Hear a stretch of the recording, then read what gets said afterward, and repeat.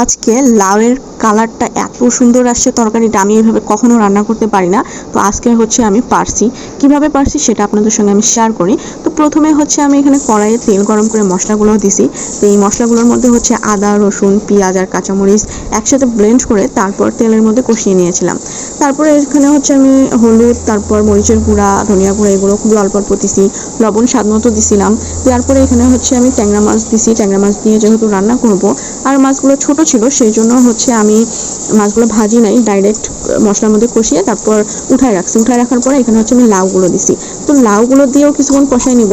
তো লাউগুলো এত হচ্ছে জ্বালা ছিল আর ভালো ছিল যে পানি দেওয়ার আগে সিদ্ধ হয়ে গেছে। তারপর আগে থেকে কষিয়ে রাখা মাছগুলো দিয়ে তারপর পরিমাণ মতো পানি দিব। পানি দেওয়ার পরে হচ্ছে এটা আমি জাস্ট মানে আরেকটু সিদ্ধ বা ফুটিয়ে নিব। তারপর উপর থেকে আমি এইভাবে একটু ধনিয়ার পাতা দিয়ে নিয়েছিলাম। মেন কথা হচ্ছে অল্প মশলা দিয়ে রান্না করলেই হচ্ছে লাউয়ের কালারটা আসলে ঠিক থাকে, যা বুঝলাম আমি।